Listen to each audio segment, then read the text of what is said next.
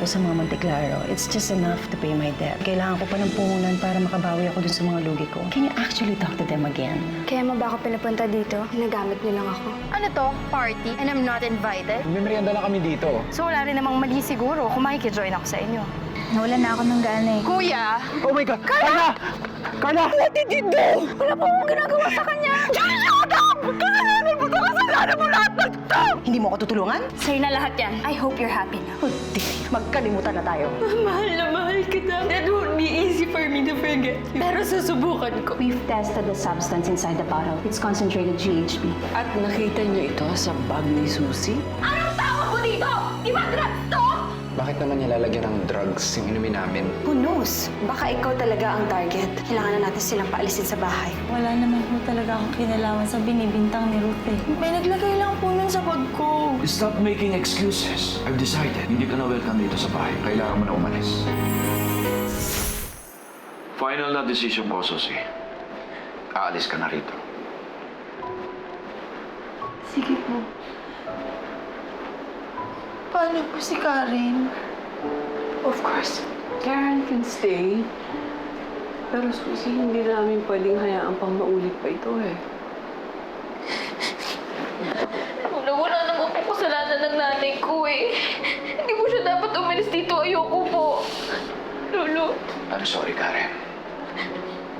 Pasalamat ka na lang at nakumbinsi ko si Ruth at si Abel not to file any charges. At kung pairali natin ang tama, dapat makulong ang nanay mo. Pero wala po siyang kasalanan. Hindi yun ang sinasabi ng ebidensya, Karen. Huwag niyo na po siyang paalisin. Wala ka na. Ayan mo na. Nalabas naman ang katotohanan eh. Balang araw, malalaman nila kung may alam ako o wala. Yung totoong anak ko. Pero Nay, hindi kayo dapat maparusahan kasi wala kayong kasalanan. Nay, alam ko yun. I'm sorry, Karen. Nakapag-desisyon na ang lola sa nan mo.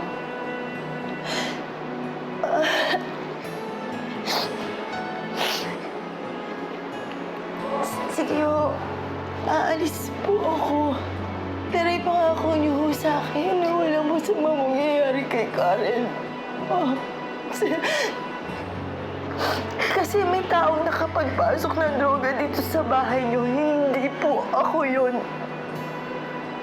Malay ko ba kung para sa anak ko yun?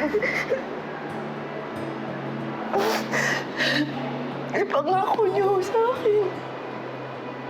Oh, Susie, don't worry. Si Karen will be in good hands. I just got a call from your lolo and lola. Palalayasin na daw si Susie sa bahay. Papalayasin lang? Hindi ba nila ipapakulong? Anak, gusto nga ng daddy mo na idemanda. Pero sabi ko, wag na. Enough na yung mapapalaya siya sa bahay. Nay, ayoko umalis kayo. Dito na lang kayo. Na, pinapaalis na ako, hindi pwede. Hanggat di nila huli kung sino talaga may gawa niyan, hindi mababago tingin nila sa akin, Karen. Pero Nay, mali sila, di ba? Oo. Alam ko yun. Pero anak, buha. Nakikitira lang tayo dito. Karapatan nila yun. Kung sinong gusto nilang paalisin. Pero Nay, Masaya na ako. Basta magiging okay ka lang. Yung mga pangarap mo, makapag-aral sa maganda eskwela. Masaya na ako doon. Basta ikaw, mag-iingat ka. Lalo na kay Ruth, kasi pakiramdam ko, siya may pakadaan ng lahat. Baka sa susunod, ikaw nalasunin. Wala naman tayong pruweba na siya talaga yung gumawa nun eh. Besides, masistress lang tayo kung patatagalin pa. So mabuti na yung palayasin na lang. Ang importante, Carla, she will be out of our lives forever. kaya nga ayoko kayong umalis. Hindi ko kaya mag-isa dito. Wala na kayo. Ano na mangyayari sa akin? Kaya mo yan, anak. Magkikita naman tayo. Dadalawin mo ako, di ba? Kahit araw-araw pa. Malilate ka na, pumasok ka na sa eskwela. Nay, kung aalis ka, sasama na lang ako sa inyo, Nay. Hindi pwede, anak. Hindi ka pwedeng umalis dito. Dito ka lang. Para mo na rin sinabing nanalo si Ruth. Anak, kung ako kinaya niya, dapat ikaw hindi. Dito ka lang. Dito ang buhay mo.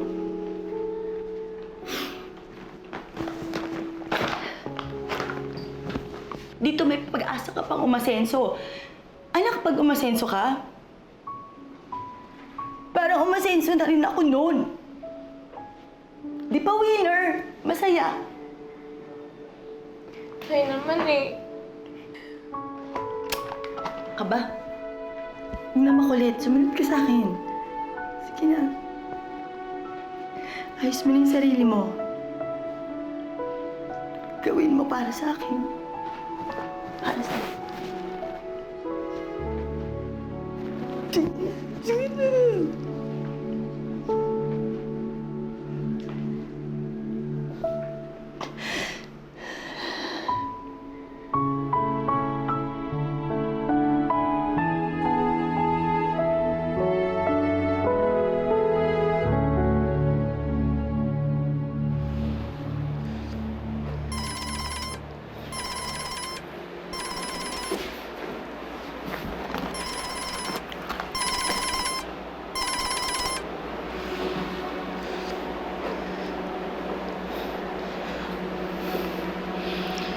Hello, Rodel.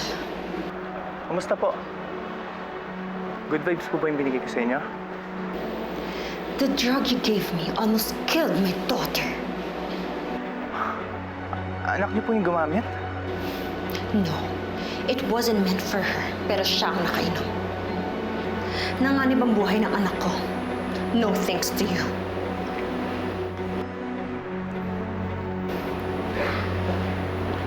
Sa'yo galing yung drugs, ma? Ikaw yung muntik na makapatay sa akin?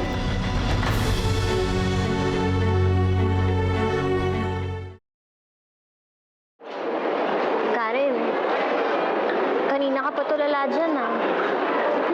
Naalala ko lang yung nanay ko eh. Kasi mo buong buhay ko siyang kasama. Tapos bigla na lang kami magkakahiwalay. Tama lang napaalisin siya, no? Narinig ko yung nangyari kay Carla and she almost died. Salamat ka nga, papaalisin lang yung mommy mo, hindi na siya dinimanda eh. Tigilan mo nga yan, Nina. Wala siyang kasalanan. Can you prove it? Nina, pwede ba? Tumigil ka na. May problema na nga si Karen eh. Huwag mo nang dagdagan. It just goes to show na totoo nga yung sinasabi ko. Yung mga nanay natin ang nagbibigay ng problema sa atin. At sila ang unang-unang nagpapahamak sa buhay natin.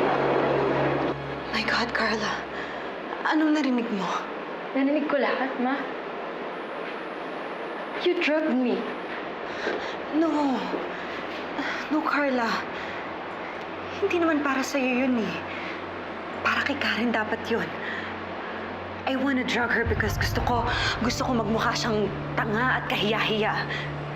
Anak, hindi ko naman alam na ikaw pala ang iinom. At hindi ko alam na nasobra ng lagay ko. My God, ma, I almost died. And it's all your fault. But honey, you're okay. You're fine now. Lalabas ka na ng ospital mamaya, hindi ba? Kaya naman pala ayaw mong paimbestigahan si Suzy. Kasi natatakot ka na baka kapag nagkaipitan, madamay ka pa. Carla, anak. Anak, huwag ka na magalit sa akin. Ang importante, nakuha na natin ang gusto natin. At yun ang mapaalis si Suzy. Anak, sometimes you have to make one for the team para makuha mo ang gusto mo. At ngayon, nakuha na natin. Nakuha natin ang gusto natin. Mapapalayas na si Suzy. At ngayong wala na si Suzy, mas madali na natin mapupuntirya si Karen. Ina, pwede ba? Tigilan mo na yung kaimuhan mo. Tantanan mo na yung nanay ko, mapapalayas na nga nung walang kasalanan, gumaganyan ka pa. Fair na tao si Lola Sernan. At kung may papaalisin man siya, dahil yun ang dapat. Porke madaling husgahan ng nanay ko, ang dali-daling targetin ng nanay ko dahil sa ayos niya. Lalo ka na! Nina, hindi mo ba alam? You don't judge a book by its cover! Lumang kasabihan na yan, Karen. At saka nagkakamali ka. Ginudge ko yung nanay mo dahil sa mga nagawa niya, hindi dahil sa kung anong itsura niya. Tsaka pwede ba? Huwag mo nga i-compare yung nanay mo sa book. Dahil hindi naman siya libro eh. Tabloid lang siya. Nina, tama na yan. Tumigil na kayong dalawa. Wala namang tutunguhan yung usapan niyo eh. Ito kasi si Nina eh. Aga-aga binabad trip ako.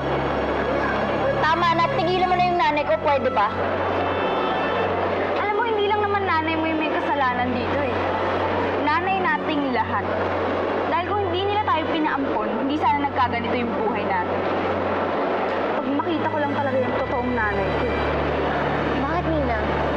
Anong gagawin mo pag nakita mo yung totoong nanay? Basta. Alam mo, malapit na matakot sa babae niya. Minipagkasay ko eh. Karen, tumigil ka na nga. Baka marinig ka. Ay, Karen, kailangan ko dumaan ng bookstore ha. May bibilin lang ako. Tara.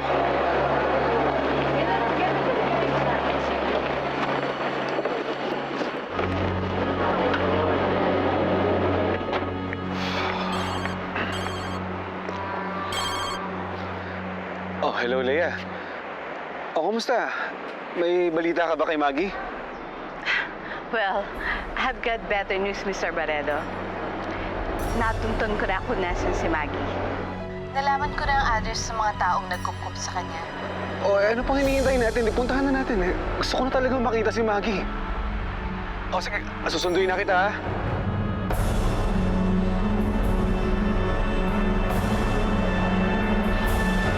Hello, Daisy. Karen, okay ka lang? Huwag mo lang intindihin yung mga sinabi sa'yo kanina ni Nina. Hindi. Hindi ako affected. Kasi hindi naman yung totoo. Kasi kahit mapapaalis na yung nanay ko, at least mahal niya ako. Eh siya hindi siya mahal ng nanay niya. Kaya mapait yan, kaya bitter yan. Uy, Ana! Tignan mo. Ana Karenina. Di ba dito kinuha yung pangalan natin? Kapal, no? Oo nga eh. Parang ang hirap basahin. Ano kayang kwento niyang anak Karenina na yun?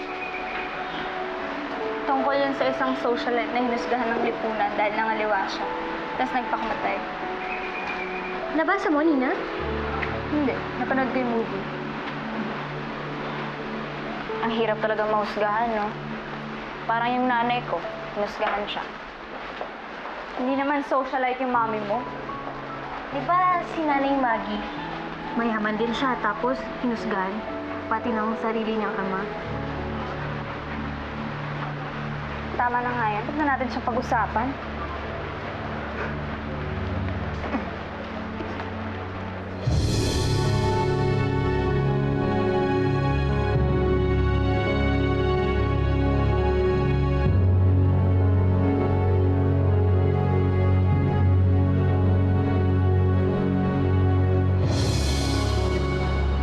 Ana Karenina?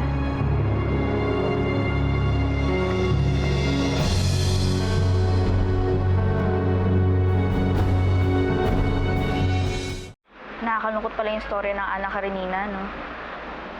Hinusgahan siya tapos hindi niya kinaya kaya siya nagpakamatay. Ang nanay ko rin hinusgahan eh. Pinag-isipan pa ng masama. Paano kaya pa nag-isa yun? Ano kayang gagawin sa sarili nun?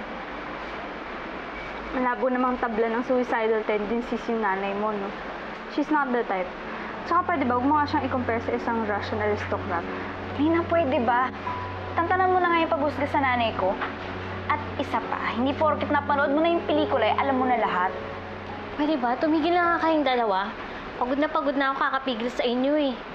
Pati tauhan sa libro, pinag-aawayan niyo.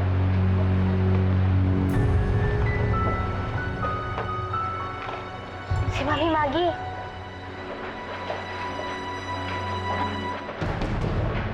Parang nakita ko si Mami Maggie. Tara, sundan natin.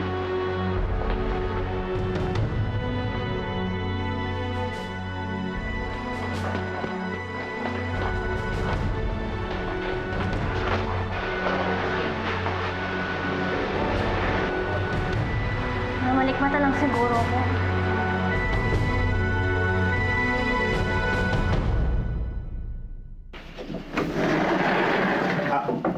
Ano yun? Good afternoon. Kayo po ba si Mr. Dante Santos? Bakit? Pwede po ba kaming tumuloy? Sabihin niyo lang ang pakay ninyo. Tinuro po kasi kami dito nung isa sa mga kapitbahay nyo na nakasama sa lumubog na barko. Yung MV Estrelita, around 15 years ago. Oo nga. Nakaligtas nga kami ng asawa ko sa barkong yon. Bakit? May kilala ko kayong Maggie Monteclaro. Kasi isa ko siya sa mga pasahero ng lumubog na barko na yan eh. Wala. Ang ipinangalan sa kanya, Alice. Nung natagpuan siya, meron ho siyang amnesia. Wala nga akong alam tungkol dyan. Pasensya na, ha? Pero ayun ho yung sinabi sa akin nung kontak ko na kayo daw ang kumupkup sa kanya, kayo ng asawa ninyo. Uy, bakit ko naman kukupin na hindi ko naman kaano-ano? Pasensya na, talagang wala ditong hinahanap ninyo. Sige. Sige, ha?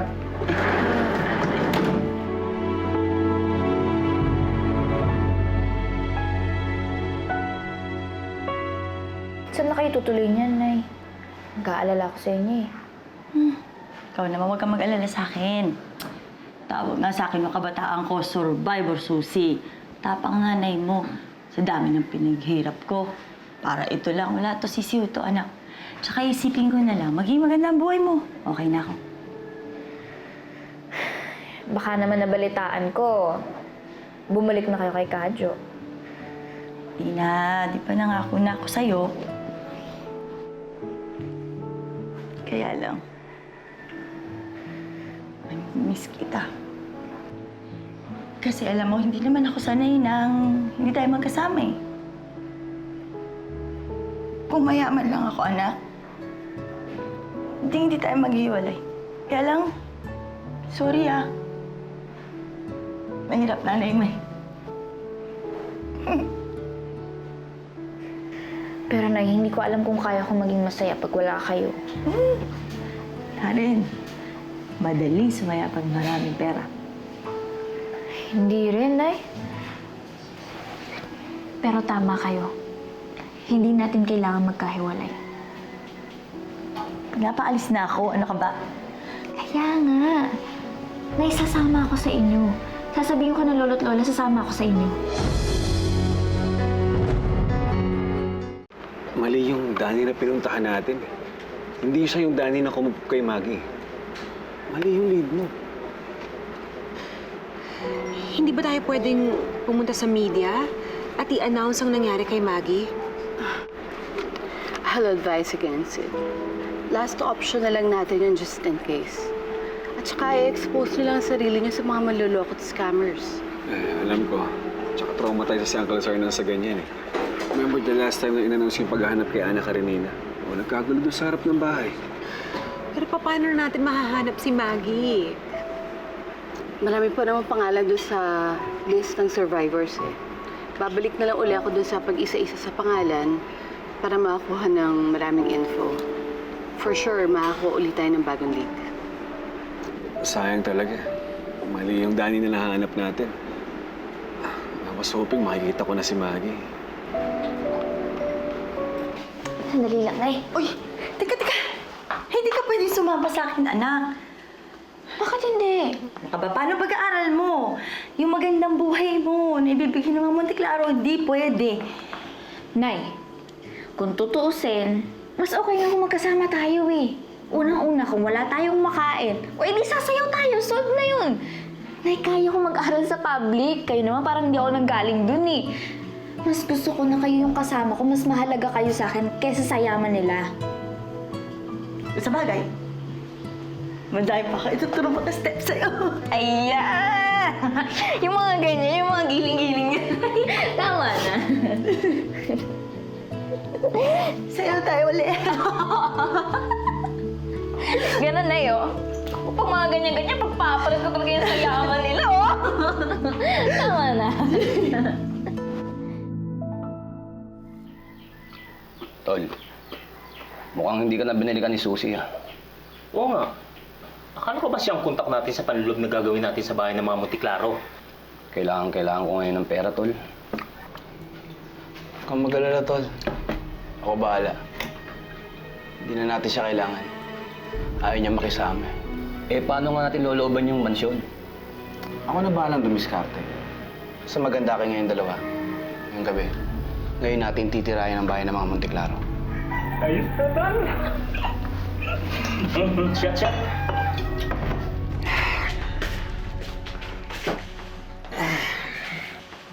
Anong sinabi mo sa kanila?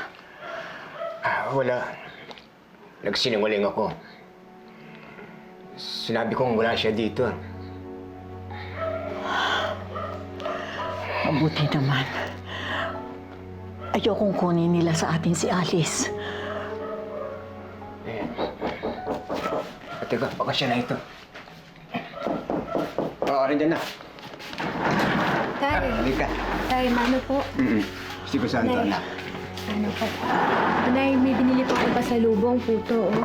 Ihahain ko muna po. Masarap po yan. Nako. Ano pong problema? May problema po? Wala, anak. Pinag-uusapan lang kami ng inay mo tungkol sa tindahan. Oo nga. Teka, ano pa ba yung mga ibang pinamili mo? Ay, ito po, puto. Saka dumaan po ako sa bookstore, parang tinatawag po ako nitong libro. Gusto ko po sana basahin. Ano bang libro yan? Ana Karenina. O siya, sige po. Ihahain ko lang po ito kung walang po ako ng plato. Aalis ka rin? Why would you want to do that? Kailangan po ng kasama ni Inay. Ma'am, kinukumbinsin mo nga pong pilit na huwag nang sumama. Pero ayaw po ng anak ko eh. Kung aalis po ang nanay ko, mas gusto ko pong sumama sa kanya. Huwag mo siyang pilitin, Carmela. Kung gusto niya umalis, pabayaan mo siya. Huwag naman po kayong magalit sa akin. Hindi lang po talaga kaya ng konsensya kong iwan ng nanay ko. Sir, ma'am, pumunta rin ho ako dito para magpasalamat sa inyo. Hindi po mapapantayin yung kabutihang pinakita niyo sa aming mag-ina.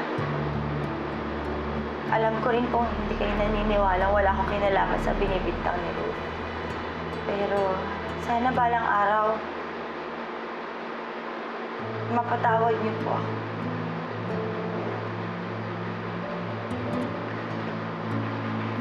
Talaga bang desidido kong umalis na?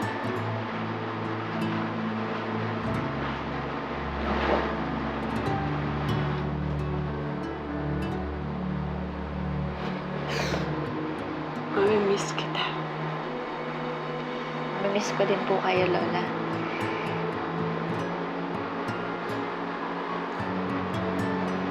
Lolo, alis na po kami.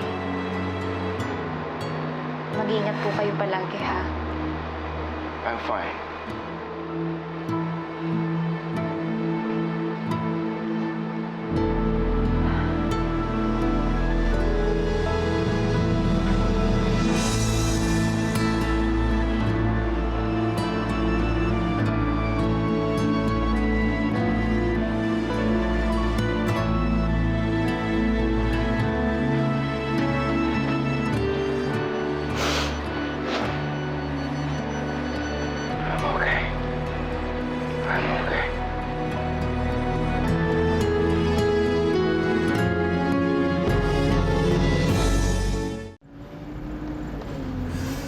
Ito na, hinihintay natin.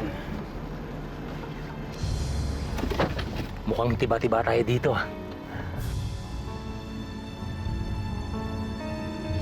Kami na ni Otto nang papasok. Para pagkakaroon ng problema, makakalis tayo agad. Tama na yan. Pasukin na natin yan.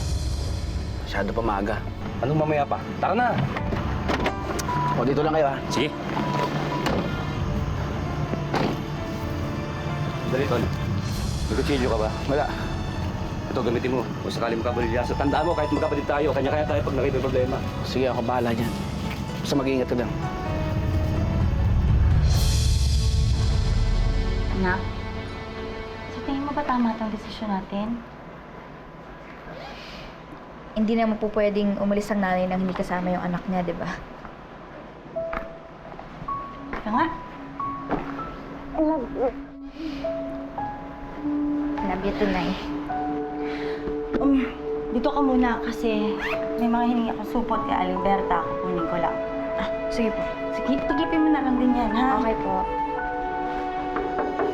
Tao po. Tao po. Tao po. Ano po yun? Magandang gabi po, sir. Magandang gabi po. May hinahanap po kasing address. Kanina pa ako siya paikot-ikot dito eh. Alam niyo po ba yung number 5463? Malapit lang daw po rito eh. Kay Doktora Angelis yun. Saan po ba yun? Alam niyo po ba? Halika, ituturo ko sa'yo. Saan po? Tatol!